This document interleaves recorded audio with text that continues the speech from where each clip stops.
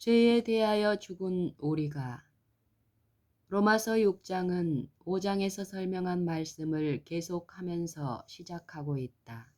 5장의 말씀은 그리스도께서 우리가 의롭다 함을 받도록 그의 생명을 주셨다는 것이다. 우리 주 예수 그리스도를 통하여 주신 하나님의 은혜로 의롭게 되고 영생에 이르게 된다. 은혜는 은총이다. 시편 기자는 그의 은총에는 생명이 있다고 말했으며, 그러므로 하나님의 은혜로 값없이 의롭다 하심을 얻은 자 되었다고 하는 말씀은 그리스도의 생명을 우리에게 주신 것을 의미한다. 시편 30편 5절 참조. 이 생명은 죄 없는 생명이다. 우리 안에 계신 그리스도가 순종하고 그의 순종으로 우리가 의롭게 된다. 그런즉 우리가 무슨 말하리요? 은혜를 더하게 하려고 죄에 거하겠느냐? 그럴 수 없느니라. 죄에 대하여 죽은 우리가 어찌 그 가운데 더 살리요? 무릇 그리스도 예수와 합하여 침례를 받은 우리는 그의 죽으심과 합하여 침례 받은 줄을 알지 못하느뇨. 그러므로 우리가 그의 죽으심과 합하여 침례를 받음으로 그와 함께 장사되었나니, 이는 아버지의 영광으로 말미암아 그리스도를 죽은 자 가운데서 살리심과 같이 우리로 또한 새 생명 가운데서 행하게 하려 함이니라.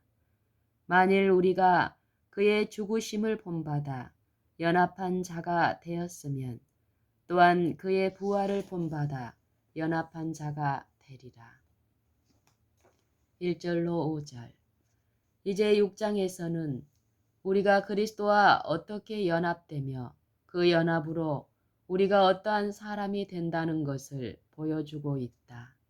5장에서 모든 사람이 심판을 받아 정죄에 이르렀으며 이 세상의 모든 사람에게 사형 선고가 내렸다는 것을 배웠다. 사형 선고가 내렸었기 때문에 사망이 인간들 안에서 역사한다. 왜 사망이 인간들 안에서 역사하는가? 사망의 권세는 무엇인가? 그것은 죄다. 사망에 쏘는 것은 죄요. 고린도전서 15장 56절. 그러므로 인간들 안에서 역사하는 죄는 단순히 그들 안에서 역사하는 사망이다. 죄인인 인간들은 모두 사망의 쏘을 당했다. 사망이 이미 그들 안에 있고 그들 안에서 계속 역사하고 있으므로 사망이 인간을 영원히 삼켜버리는 것은 단지 시간 문제일 뿐이다. 그러나 은혜의 때가 계속되고 있는 동안 이러한 사망의 쏘음과 그 형벌의 집행을 모면할 수 있는 가능성이 있다. 그렇지만 하나님은 공의의 하나님인 반면에 그를 믿는 자들을 의롭다 하시는 하나님이시다. 사형 선고가 모든 사람에게 내렸으므로 언젠가는 그 선고가 집행될 것이다. 모든 사람이 죄를 지었기 때문에 죽지 않으면 안 된다. 그러나 언제 죽을 것인가를 선택할 권리가 모든 사람에게 있다. 그리스도는 모든 사람을 위하여 죽으셨다. 우리가 그의 죽음을 받아들여 그 안에서 죽고 이와 같이 하여 그의 생명을 받을 수 있다. 이와는 반대로 우리가 원한다면 그리스도를 거절하고 우리 자신 안에서 죽을 수도 있다. 하여튼 우리는 죽지 않으면 안 된다. 사망이 모든 사람을 지배하기 때문에 누구나 죽어야 한다. 모든 사람의 생명은 죄값으로 지불해야 되기 때문에 우리 자신에게는 전혀 생명이 없다. 성경에서는 하나님의 아들이 없는 자에게는 생명이 없느니라 고 분명히 말하고 있다. 요한일서 5장 12절. 이제 사망이 우리에게 죄값으로 생명을 요구할 때에 우리가 어떤 상태에 있으리라는 것을 알았으므로 어떻게 해야 할 것인가? 우리가 생명 없는 상태에 노일이라는 것을 알지 않았는가? 만일 100만 원을 빌렸다면 꼭 100만 원을 소유하고 있는 것인데 그 빚을 도로 갚는다면 한 푼도 남지 않게 되지 않았는가? 우리의 생명도 이와 마찬가지이다. 우리는 모두 이 세상에서 하나의 생명을 가지고 있다. 그러나 이것은 우리의 소유가 아니다. 이 생명은 율법에게 박탈될 것이다. 이것은 결코 우리의 것이 아니다. 율법이 우리의 생명을 요구할 때에 우리의 이 생명은 가버리고 영원한 사망 외에는 우리에게 남는 것이 없다. 그러나 하나님의 아들 예수 그리스도는 그 안에 아주 많은 생명을 가지고 있으므로 모든 사람에게 이 생명을 나누어 줄 수 있으며 그런데도 여전히 많은 생명을 가지고 계신다. 그는 이 지상에 와서 그 험난한 고난의 생애를 살 책임이 없었다.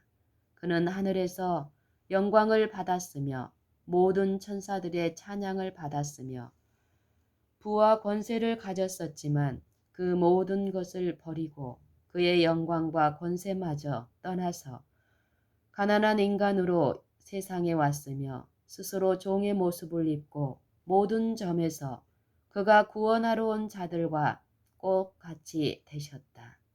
그리스도는 이 지상에서 육신을 쓰고 의를 완성하셨다. 무엇을 위해서 의를 완성하셨는가? 그리스도 자신을 위해서였는가? 아니다. 그 자신을 위해서는 그렇게 할 필요가 조금도 없었다. 그는 처음에 부여하였고 하늘에 계실 때에 가질 수 있는 모든 것을 가졌었다. 그러나 이 지상에서는 한낱 인간으로서 의와 구원을 우리에게 주시려고 의와 영원한 구속을 완성하셨다. 그가 이 지상에서 이룬 모든 의를 가지고 계시면서 그 의를 인간들에게 나누어 주시기를 원하고 또 주신다. 이와 같이 하여 율법이 선고한 형벌의 값을 치르셨다. 이렇게 하신 것은 그리스도 자신을 위해서인가? 아니다. 그에게는 죄가 없으므로 율법이 그를 주장할 이유가 없다. 고린도후서 5장 21절에서 사도 바울은 말한다. 하나님이 죄를 알지도 못하신 자로 우리를 대신하여 죄를 삼으신 것은 우리로 하여금 저의 안에서 하나님의 의가 되게 하려 하심이니라. 그러므로 그가 고난을 받으신 것은 자신을 위해서가 아니고 우리를 위해서였다. 우리가 믿음으로 그리스도를 붙잡아서 그와 연합하고 하나가 될 때에 그가 주시려는 생명을 얻는다. 그러나 율법이 우리로부터 죄값을 징수할 것이기 때문에 죄값을 내지 않으면 안 된다. 그러나 앞에서 말한 대로 우리는 선택을 해야 하는데 율법이 우리로부터 죄값을 가져가고 아무것도 남지 않을 때까지 기다리든지 또는 그리스도의 생명을 받을 수 있을 때에 죄값으로 내어줄 생명을 넘겨주고 그리스도의 생명을 받든지 해야 한다. 그러면 어떻게 그리스도를 붙잡는가? 어떻게 그의 의로운 생명을 받는가? 죽음의 행위를 통해서 그 생명을 받는다. 어느 지점에서 우리가 그리스도를 만나고 그와 연결되는가? 그리스도의 생애의 어느 지점에서 그가 우리를 만나고 우리와 연합을 이루는가? 가장 낮은 지점에서 그리스도께서 인간을 만날 수 있는데 그곳이 바로 죽음이다. 그리스도는 모든 점에서 그의 형제들과 같이 되었으므로 형제들의 가장 낮은 점인 사망의 지점을 취하셨으며 그러므로 우리가 이 지점에서 실제로 죽고 그리스도 안으로 들어가게 된다. 침례의식은 그리스도의 죽음과 부활의 상징에 불과하다. 갈라디아 3장 27절에서 바울은 말한다. 침례의식은 그리스도의 죽음과 부활의 상징에 불과하다. 갈라디아 3장 27절에서 바울은 말한다. 누구든지 그리스도와 합하여 침례를 받은 자는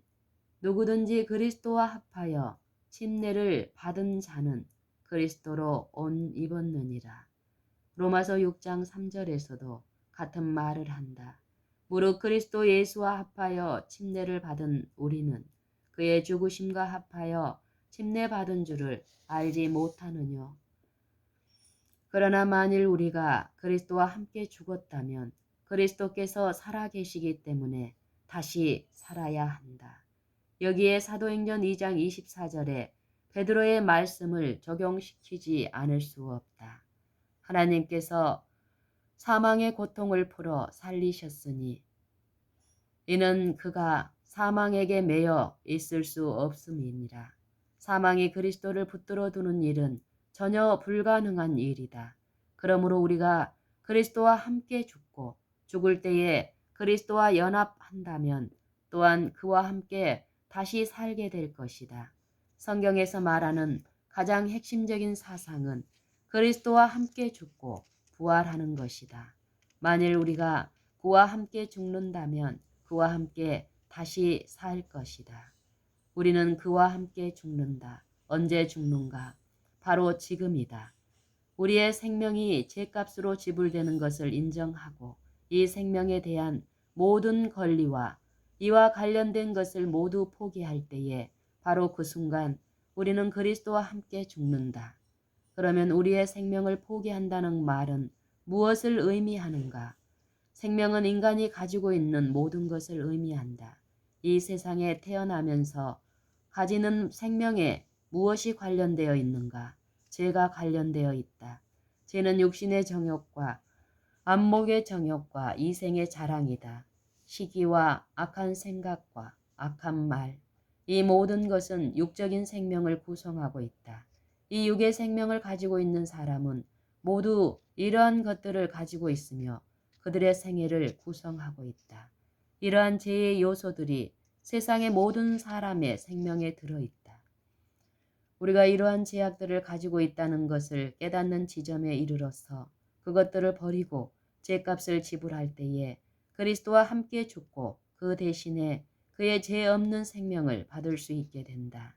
우리의 이 생명이 죽을 때에 이 모든 죄악들을 버리는 것이며 이 모든 죄악들을 버리고 그리스도와 함께 죽은 자들은 그리스도께서 부활하셨기 때문에 다시 그리스도와 함께 살아나며 그때부터는 새 생명 가운데서 행하며 산다. 이러한 새 생명, 곧 우리가 얻은 새 생명은 그리스도의 생명이며 죄 없는 생명이다. 우리가 알거니와 우리 옛사람이 예수와 함께 십자가에 못 박힌 것은 죄의 몸이 멸하여 다시는 우리가 죄에게 종노릇하지 아니하려 함이니라. 6절. 여기에 모든 선교 사업의 비결이 있다. 사람이 참으로 자신의 생명을 가지고 있지 않다는 것을 인정하는 지점에 이르고 전에 소유했던 생명을 죄값으로 포기하고 이제 육체 가운데 사는 생애는 하나님의 아들을 믿는 믿음 안에서 산다면 그때부터 그리스도는 그의 생명이 되며 이 사람의 생명은 그리스도와 함께 하나님 안에 감추어 있게 된다. 골로새서 3장 3절. 이런 사람은 하나님의 역사를 믿는 믿음으로 새 생명으로 일으키심을 받은 자들이다. 이런 사람은 사람들이 그에게 무슨 짓을 하든 또는 무슨 말을 하든지 두려워하지 않을 것이다. 오히려 이제는 내가 산 것이 아니요 오직 내 안에 그리스도께서 사신 것이라고 자신에게 말할 것이다. 만일 우리가 좋지 않은 지방으로 가서 일하도록 부름을 받는다 하더라도 무슨 상관이 있겠는가? 이미 생명을 바쳤으므로 죽음을 두려워하지 않는다. 자기 생명을 아끼지 않고 하나님 안에서 그리스도의 보호에 맡기면서 즐거운 마음으로 간다. 그의 생명이 그리스도 안에 감추어 있기 때문에 그리스도께서 그에게 잠시 동안 잠자기를 원한다 하더라도 조금도 문제가 되지 않는다. 더 나아가서 그리스도께서 그에게 맡기신 사업에 어려움이 있더라도 실망하지 않는다. 왜냐하면 그는 그리스도의 능력을 실제로 알고 있으며 마음속에 그리스도보다 더 높아진 것들을 낮추신 그분이 만물을 그의 발 아래 복종시킬 수 있다는 것을 알기 때문이다. 생애의 모든 순간을 바치고 십자가에 죽을 때만큼 철저하게 헌신한다면 그가 사는 생애는 그리스도의 생애이다. 우리가 계속 죽고 끊임없이 하나님의 능력과 그리스도의 부활의 능력을 아는 것이 필요하다. 왜냐하면 우리가 그의 생명으로 구원을 받았기 때문이다. 우리는 하나님이 그리스도 안에 역사하여 죽은 자들 가운데서 살리신 동일한 능력을 알고 체험해야 한다. 우리는 그 능력을 받는다. 어떻게 받는가? 침례로 그리스도와 함께 장사한 바 되고 또 죽은 자들 가운데서 그를 일으키신 하나님의 역사를 믿음으로 말미암아 그 안에서 함께 일으키심을 받았느니라. 골로새서 2장 12절. 이것은 단순히 그리스도의 부활을 우리 자신의 것으로 삼는 일이다. 이것은 단순히 하나님이 무덤에 누워 계시는 그리스도를 위하여 하실 수 있었던 일을 우리를 위해서 하실 수 있다는 것을 믿는 것이다. 그리스도를 죽은 자들 가운데서 살리신 그 능력으로 우리가 죽지 않고 계속 살 수 있다.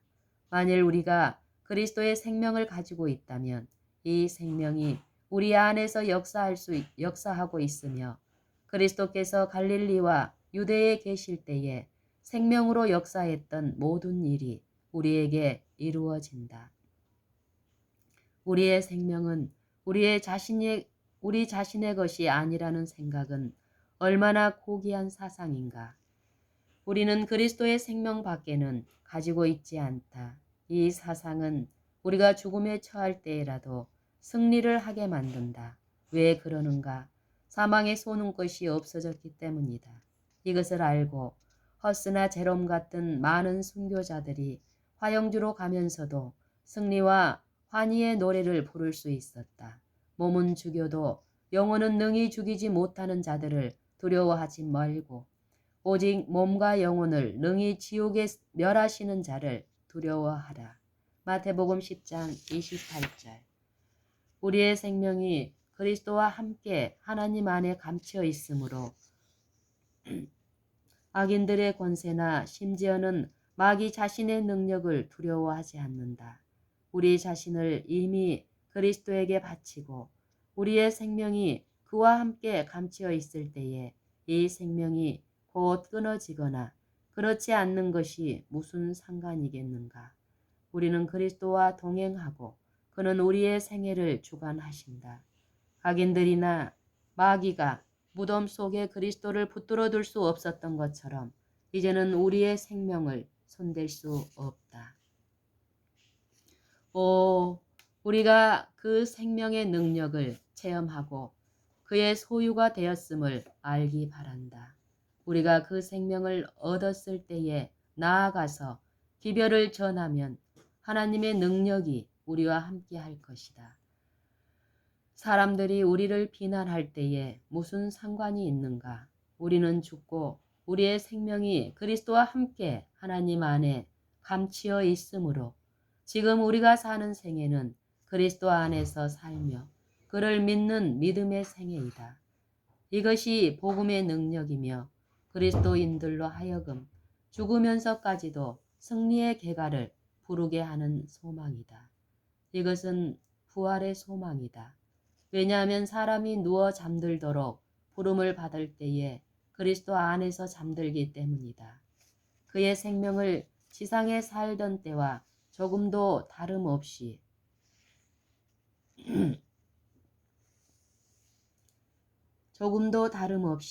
확실하고 오히려 더욱 확실하다. 그의 생명은 지상에 살던 때와 조금도 다름없이 확실하고 오히려 더욱 확실하다. 그의 은혜의 기간은 끝났다. 그는 선한 싸움을 싸웠고 그의 가야 할 길을 다 갔으며 믿음을 지켰다. 그러므로 아마 사도는 소망 없는 자들과는 달리 그리스도 안에서 잠든 자들은 슬퍼하지 않는다고 말했을 것이다. 하나님의 교회와 하나님의 사역자들이 자신들의 생애와 관련된 모든 것을 포기하고 죽었을 때에 그들은 참으로 그리스도에게 속한 것이다. 그리스도에게 속할 것이다. 만일 그리스도께서 어떤 일들을 우리에게 맡기고 우리의 생명을 잠시 세상에 살려둔다 하더라도 좋으며 이와는 반대로 우리를 데려가시는 것이 최선이라고 생각하신다고 하더라도 그건 역시 좋다. 무덤에서 잠들어 있건 또는 지상에서 주님을 위하여 일을 하든지 간에 항상 그리스도가 함께 하시기 때문에 전혀 상관이 없는 일이다. 우리가 이런 사상을 깨닫고 우리의 사상으로 삼으며 될 수 있는 한 빨리 이 사상을 가질 때에 우리에게 매우 귀중한 것이 된다. 전에 우리에게 유익하던 모든 것을 포기하고 우리 주 예수 그리스도를 아는 지식이 가장 고상하기 때문에 이 모든 것들을 버리기로 한다면 그때 우리 자신을 온전히 그리스도에게 바칠 수 있다. 우리가 즐거이 희생하고 우리 자신을 그리스도와 함께 십자가에 못 박히게 하며 이 생의 자랑과 육신의 정욕과 우리의 옛 생애와 관련된 모든 것을 버리며 육신을 위하여 살지 않게 되는 바로 그 순간에 그리스도의 능력이 우리에게 임한다. 그러나 우리는 아직 지상에 살고 있다. 그렇지만 우리의 생명을 포기했으므로 이제 우리에게 있는 것은 오직 우리 안에서 역사하시는 그리스도가 있을 뿐이다. 우리가 육신에 상관된 모든 것을 부인하는 바로 그 순간 그리스도는 우리의 것이며 그리스도의 생명을 가졌다고 말할 수 있다. 어떻게 이것을 알 수 있는가? 그리스도를 죽은 자들 가운데서 살리신 하나님의 역사를 믿음으로 알 수 있다. 우리가 알거니와 우리 옛사람이 예수와 함께 십자가에 못 박힌 것은 죄의 몸이 멸하여 다시는 우리가 죄에게 종로로 타지 아니하려 함이니 이는 죽은 자가 죄에서 벗어나 의롭다 하심을 얻었음이니라. 만일 우리가 그리스도와 함께 죽었으면 또한 그와 함께 살 줄을 믿노니 이는 그리스도께서 죽은 자 가운데서 사셨으며 다시 죽지 아니하시고 사망이 다시 그를 주장하지 못할 줄을 알미로다. 그리스도의 생명은 영원한 생명이다. 그는 자원하여 사망의 영역을 통과하셨다. 이렇게 하여 사망을 지배하는 그의 권세를 과시하였다. 무덤 속에 들어가서 바로 그곳에서 그의 권세를 보여주셨으며 감옥의 쇠사슬과 같은 무덤에 묶여 있었으면서도 그 쇠사슬을 완전히 부시어버리고 자유스럽게 풀려나와 정복자가 되셨다. 그러므로 그리스도께서 다시는 죽지 않으심으로 우리가 그의 죄 없는 생명을 받을 때에 우리 자신은 죄에 대하여 죽은 자요 우리 주 예수 그리스도로 말미암아 하나님을 향하여 살아있는 자로 여길 수 있다. 사망이 그리스도를 주관할 수 없는 것 같이 이 사망에 쏘는 것인 죄가 우리를 주관할 수 없다. 우리가 더 이상 죄를 지어서는 안 된다는 것처럼 말하고 있어. 죄를 지을 여지를 남겨놓지 않아 라고 어떤 사람은 말할는지도 모른다. 그러나 이것은 성경에서 하는 말이 아닌가. 죄가 너희를 주관치 못하리니 이는 너희가 법 아래 있지 아니하고 은혜 아래 있음이니라. 죄가 너희를 주관치 못하리니 이는 너희가 법 아래 있지 아니하고 은혜 아래 있음이니라. 14절. 우리는 우리 주 예수 그리스도에게 속한다. 어떻게 해서 그리스도에게 속한 자들이 되었는가? 죽음으로 되는 것이다. 우리가 이제는 더 이상 육신이 그 정욕을 이룰 수 있는 길을 만들어주지 않는다. 우리가 모든 것을 버릴 때에 그리스도에게 완전히 복종하게 되며 그 후부터는 그의 능력을 신뢰하여 계속 복종하는 상태에 머무른다. 나는 하나님께서 능히 이렇게 해주실 수 있는 것을 인하여 감사를 드린다. 군인들이 다른 나라를 정복하기 위하여 위험한 원정을 떠나는 경우 그들이 그 나라에 도착했을 때에 타고 온 배들을 불태워 버린다. 그러면 돌아가고 싶어도 되돌아갈 수가 없다. 우리가 이런 희생을 깊이 생각해야 한다. 무턱대고 전쟁터에 뛰어드는 것은 무모한 일이다. 모든 싸움터를 살펴보라. 이곳에도 이런 향락, 저런 향락이, 저런 방탕이 있다. 이곳에도 이런 향락, 저런 방탕이 있다. 나는 이것들을 버릴 수 있는가? 이것들이 나에게 매우 귀중한 것들이었으며 바로 내 생애에 얽혀 있었다. 이것들이 나와 하나가 되어 있었으므로 내 용모에 나타나고 내 품성 속에 자리 잡고 내 자신의 일부를 구성하고 있었다. 삶 자체에 집착하였을 때에 이것들에게 집착하였다. 그러나 그리스도는 이것들에 빠지지 않으셨으며 또 이런 것들은 그리스도의 생애를 전혀 좋아하지 않았다.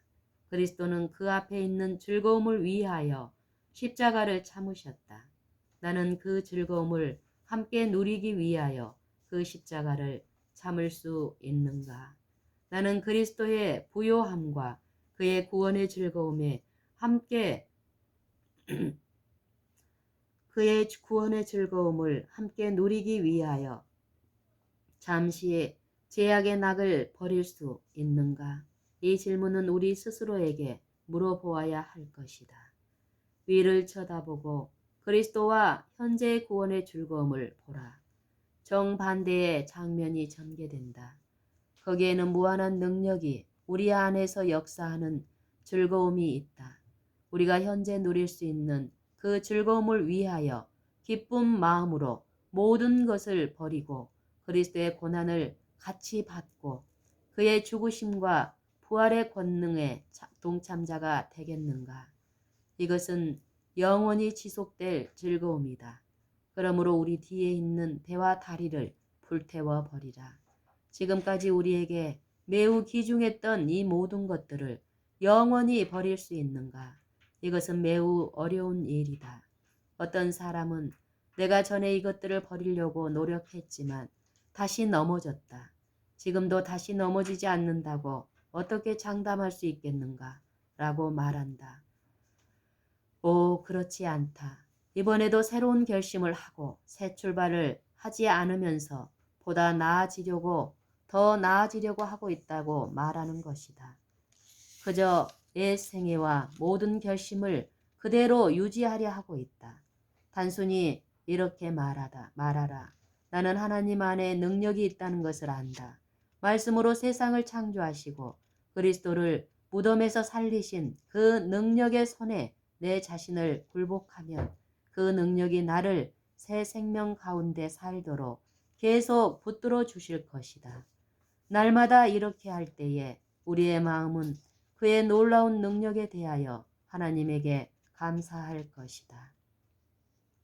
이제 우리는 육신이 그 정욕을 행하도록 할 것이 아니라 한 걸음 더 나아가서 그리스도의 생명을 붙들어야 하며 하나님의 능력이 우리 안에서 역사하는 것을 체험해야 한다. 우리 안에 이루어진 기적인 그 능력이 역사하는 것을 느낄 때에 우리가 지금까지 흔히 굴복했던 시험과 정복했던 죄의 습관들이 정복될 뿐만 아니라 그것들을 초월할 것이다. 그때 비로소 전과는 달리 하나님의 능력으로 세상에 나아가서 기별을 전할 수 있다. 어떻게 하면 더 많은 능력을 가지게 될까? 만일 하나님께서 우리에게 그 기적을 행하실 수 있다면 누구에게나 같은 기적을 행할 수 있다는 만일 하나님께서 우리에게 그 기적을 행하실 수 있다면 누구에게나 같은 기적을 행할 수 있다는 것을 알기 때문이다. 우리의 사업은 인간의 견지에서는 불가능한 일이고 사면에서 어려운 일이 일어날 뿐이지만 하나님의 능력으로 할 수 있다는 것을 알고 있으므로 믿음으로 나아갈 수 있다. 모든 이론을 파하며 하나님 아는 것을 대적하여 높아진 것을 다 파하고 모든 생각을 사로잡아 그리스도에게 복종케 하는 하나님께서 우리에게 이 기적을 베풀어 주셨기 때문에 이 같은 기적을 다른 사람들에게도 베풀어 주실 수 있다. 고린도후서 10장 5절. 이 같은 능력이 여리고의 성벽을 하나님의 백성들 앞에서 무너지게 하였다. 우리를 그의 종으로 부르신 하나님은 무한한 능력의 하나님인 것을 대단히 감사한다. 그 능력을 붙잡고 그 능력이 우리의 것임을 입증하라. 이와 같이 너희도 너희 자신을 죄에 대하여는 죽은 자요 그리스도 예수 안에서 하나님을 대하여는 산 자로 여길지어다. 이와 같이는 무엇과 같다는 말인가?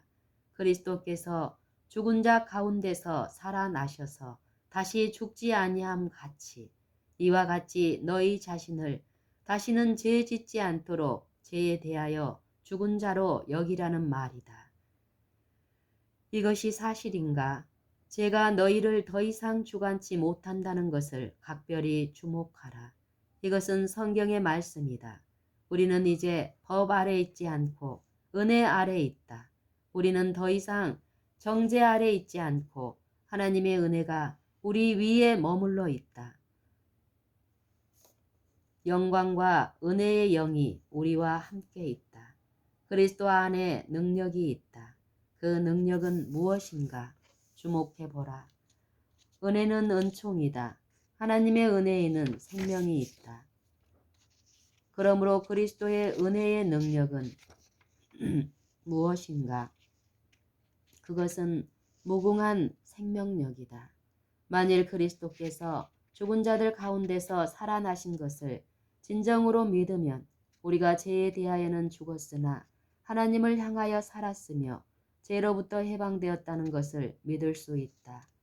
사도의 말은 죄로부터 해방을 의미하는가? 이것은 엄숙하면서도 영광스러운 사상이다. 우리가 그리스도를 통하여 하나님의 능력을 확신할 수 있고 어떤 지능의 제한 없이 육장을 받아들이고 믿을 수 있는 것을 얼마나 감사해야 하겠는가. 그렇다. 이 말씀을 믿으라. 죽은 자가 죄에서 벗어나 너희도 너희 자신을 죄에 대하여는 죽은 자여 그리스도 예수 안에서 하나님을 대하여는 산 자로 여길지어다. 로마서 6장 7절 11절. 그러나 사람이 죄 없이 살 수 있다는 것이 사실인가? 6장의 마지막 부분에서 너희가 죄의 종이 되었을 때는 의에 대하여 자유하였느니라고 말한다.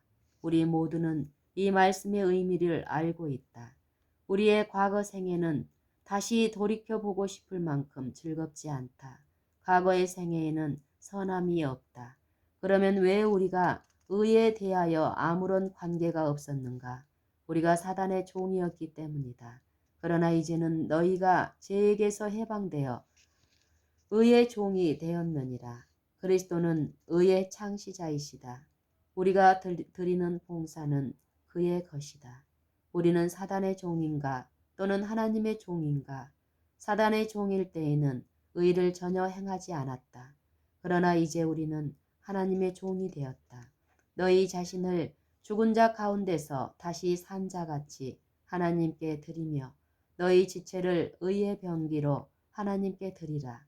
너희 자신을 종으로 드려 누구에게 순종하든지 그 순종함을 받는 자의 종이 되는 줄을 너희가 알지 못하느냐. 혹은 죄의 종으로 사망에 이르고 혹은 순종의 종으로 의에 이르느니라. 섬기는 일은 두 종류밖에 없다. 사단을 섬겨 죄에서 사망에 이르고 그리스도를 섬겨 순종으로 의에 이른다. 사람이 두 주인을 섬길 수 없다. 모든 사람이 이것을 믿는다. 죄와 의를 동시에 섬기기란 불가능하다. 이제 우리는 그리스도인이라 불리우고 있다. 이 말은 무엇을 의미하는가? 그리스도를 따르는 자들이라는 말이다. 그러나 우리의 모든 그리스도인 생애에서 여기저기에 죄를 지을 조그만 구멍들을 남겨놓았었다. 그리스도인 생애는 무죄한 생애여야 한다는 것을 믿으려고 감히 생각하지 않았다. 감히 그것을 믿거나 전파하려고 하지 않았다. 그러나 그런 경우에는 하나님의 율법을 충분히 전할 수가 없다. 왜 그러는가? 믿음으로 말미암는 의의 능력을 이해하지 못하기 때문이다. 믿음으로 말미암는 칭의를 받지 않고는 하나님의 율법을 충분히 전파하기란 불가능한 것이다. 그러므로 믿음으로 말미암는 의를 전하는 것은 하나님의 율법을 감하거나 낮추는 것이 아니고 오히려 하나님의 율법을 높이는 유일한 길이다. 그러면 죄를 범하고 육신이 그 정욕을 이루도록 하면서도 그리스도의 종이 될 수 있는가? 그리스도는 죄를 짓게 하는 자인가? 우리가 죄를 짓고 있는 동안 누구의 종인가? 죄의 종이며 죄는 사단으로부터 왔다. 만일 그리스도인이 어떤 때는 죄를 짓고 어떤 때는 의를 행한다면 이것은 그리스도와 사단이 동업을 하는 것임에 틀림없으나 그런데 그 두 주인을 섬길 수 없으므로 한 주인만을 섬겨야 한다. 빛과 어두움, 곧 그리스도와 벨리알 사이에는 교제가 없다. 서로 무서운 원수지간이며 대립되어 있으므로 죽기까지 싸움을 싸웠다. 어느 쪽도 사정을 봐주지 않는다. 그러므로 사람이 이들 두 주인을 섬기는 것은 전혀 불가능하다. 어느 한편을 섬겨야 한다. 너희 자신을 종으로 들여 누구에게 순종하든지 그 순종함을 받는 자의 종이 되는 줄을 너희가 알지 못하느냐. 혹은 죄의 종으로 사망에 이르고 혹은 순종의 종으로 의에 이르느니라. 우리가 죄의 종에 대해서는 너무 잘 알고 있다. 왜냐하면 지금까지 우리 자신을 불의의 병기로 죄에게 드렸었기 때문이다. 그러면 이런 의문이 생긴다. 어떻게 하면 그리스도의 종이 되고 옛 생에 대하여 죽을 수 있을까? 너희 자신을 종으로 들여 누구에게 순종하든지 그 순종함을 받는 자의 종이 된다. 종이라고 번역한 말은 노예라는 의미이다. 내 자신을 그리스도에게 드려 그의 종이 되는 순간 나는 그의 노예가 된다. 그 순간 나는 그에게 속한다. 만일 내 자신을 그리스도에게 드리면 그가 나를 받아주셨다는 것을 어떻게 알 수 있는가? 그리스도께서 나를 사셨고 값을 치르셨기 때문이다. 내 자신을 죄에게 종으로 드렸을 당시에는 줄곧 나는 그리스도의 주장을 무시하였었다. 그러나 죄의 종살이에서 물러난 지금은 줄곧 그리스도께서 나를 찾아다니시며 나를 그에게 이끌어 가려고 하셨다. 그리하여 우리가 주여 내가 여기 왔나이다. 내 자신을 주님께 드리나이다. 라고 말할 그때에 그리스도는 우리를 찾아 발견하셨으며 우리는 그의 종이 되었다. 그러나 우리가 계속해서 그를 섬기게 될 것을 어떻게 알 수 있는가? 우리가 그리스도의 생애를 살 수 있다는 것을 어떻게 아는가? 이것은 우리가 죄의 생애를 살았던 때를 살았던 것을 아는 것과 똑같은 방법으로 알 수 있다. 우리가 누구의 종이 될 것인가 하는 이 문제를 생각할 때에 두 주인의 능력에 대해서 생각해 보도록 하자. 우리가 죄의 종이었을 때에는 의에 대하여 자유하였다. 왜냐하면 사단이 우리를 지배하고 그의 원하는 대로 우리를 이용하였으며 그의 권세의 처분에 따랐다. 죄가 의보다 더 능력이 있는가? 사단이 그리스도보다 더 능력이 있는가? 아니다. 그리스도께서 더 능력 있다는 것을 몸소 보여주셨다. 우리가 죄의 노예였을 때에 사단이 우리를 의와 상관없도록 지킬 권세를 가졌던 것 같이 우리 자신을 들여 그리스도의 종이 되었을 때에 그는 우리를 죄로부터 지킬 권세를 가지고 계신다. 싸움은 우리의 싸움이 아니고 하나님의 싸움이다. 그리스도와 사단은 동업하지 않으며 그들 사이에는 가장 격렬한 증오가 있다. 누구나 그리스도와 사단 간의 대쟁투라는 말을 잘 알고 있다. 이 말은 우리들 사이에서는 잘 알려진 말이다. 이 싸움은 무엇에 대한 싸움인가? 인간의 영혼과 그들의 거주 영역에 대한 싸움이다. 누가 여러분과 나의 섬김을 받을 것이냐 하는 것은 그들이 싸우고 있는 문제이다. 이 싸움은 그리스도와 사단 간의 싸움이다. 그들은 싸움의 주인공들일 뿐만 아니라 모든 싸움이 오로지 그들 간에 있을 뿐이다. 이것을 꼭 말해 두어야 하겠다. 그들 중에 어느 하나도 우리의 의지에 동의 없이는 우리의 섬김을 받을 수 없다. 우리 스스로는 사단을 대적하여 설 능력이 없다. 우리 자신의 힘으로 대적하려고 많이 시도해 봤지만 그를 대적할 능력이 없으며 그와 맞부딪혀 정복할 수 없다. 우리에게는 전혀 능력이 없지만 이와 동시에 그의 종이 되고 싶지도 않다. 그렇다. 그러므로 나는 그의 종이 되고 싶지 않다고 말할 뿐만 아니라 그의 종이 되지 않을 것이라고 말한다.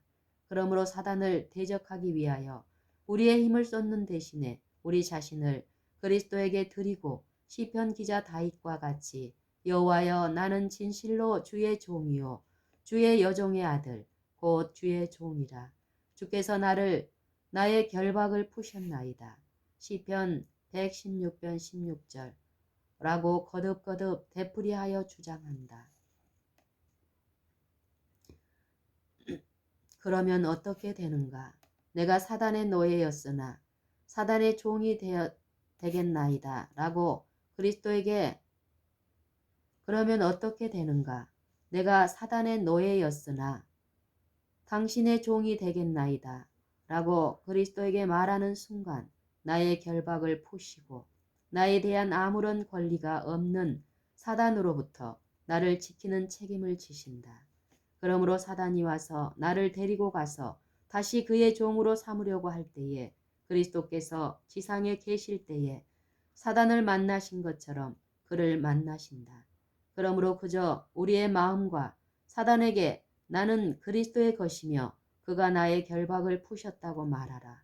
그러면 우리의 결박이 진정으로 풀린다. 우리는 값을 지불했으므로 이제 다윗의 말을 받아들여 거듭거듭 되풀이하여 주장할 수 있다. 우리의 생명은 더 이상 우리 자신의 것이 아니고 그리스도의 생명이다. 그의 생명과 존재가 사단을 대적하여 싸운다. 싸움은 우리의 머리 위로 지나가고 있다. 왜냐하면 우리가 죽고 우리의 생명이 그리스도와 함께 하나님 안에 감춰져 있기 때문이다. 시편 기자는 말한다. 주께서 저희를 주의 은밀한 곳에 숨기사 사람의 꾀에서 벗어나게 하시고 비밀이 장막에 감추사 구설의 다툼에서 면하게 하시리이다. 시편 31편 20절. 그리스도와 사단 간의 싸움은 우리의 머리 위에서 하고 있으며 우리는 은밀히 장막에 감추어져 있다. 이것이 세상을 이긴 이김이다. 왜냐하면 그리스도께서 사단을 이기셨으며 믿음으로 그리스도의 약속을 붙들고 그리스도의 생명을 붙잡을 때에 사단에 대한 승리는 우리의 것이다. 하늘과 땅의 모든 권세를 그리스도에게 주셨다고 그가 말씀하지 않으셨는가? 에베소서 1장 19절로 21절에 기중한 말씀을 주목하자. 그의 힘의 강력으로 역사하심을 따라 믿는 우리에게 베푸신 능력에 지극히 크심이 어떤 것을 너희로 알게 하시기를 구하노라.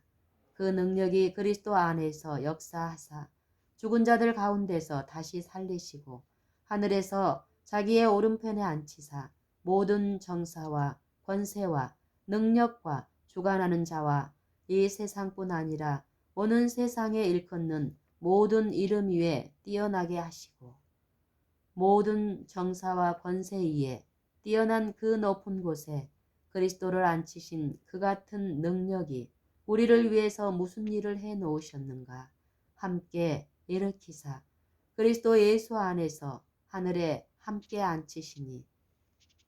에베소서 2장 6절. 현재 우리가 있는 곳은 어디인가? 모든 정사와 권세 위에 뛰어난 곳이다. 이제 승리는 그리스도 안에서 우리의 것이다. 그런데 그리스도는 이미 승리를 얻으셨다. 그는 우리를 위하여 평강을 이룩하셨다. 우리를 위하여 승리를 획득하신 것 같이 우리에게 그의 평강을 주신다. 그러므로 시험의 때에 우리는 이미 획득한 승리를 가지고 있다. 싸움은 우리의 머리 위에서 하고 있지만 우리에게는 큰 평강이 있다. 언제나 평강이 있다. 그리스도인의 능력은 복종에 있고 승리는 그리스도에게 굴복하는 데 있으므로 그가 우리를 지키시고 그의 장막에 감추어 구솔의 다툼에서 면하게 하신다. 그러므로 만일 우리에게 그리스도가 있으면 시련이 얼마나 큰가는 문제가 되지 않고 우리의 마음에 평강이 있을 것이다. 여기에 참석한 모든 사람이 그리스도와 그의 의를 가지려는 욕망으로 충만하게 되고 바로 오늘 밤에 우리가 이 말씀을 받아들여 그 말씀의 영감으로 충만하게 되기를 바란다. 그리하면 그리스도의 생명을 가지게 되고 그의 생애를 살 수 있을 것이다. 그리하면 우리는 그리스도의 선교사로 다니면서 선을 행할 수 있다. 그리스도를 믿음으로 이 능력을 받을 때에 사업은 오래지 아니하여 의로 끝마치게 될 것이며 아직까지는 그리스도를 보지 못했지만 우리가 사랑하는 그리스도를 꼭 보게 될 것이다.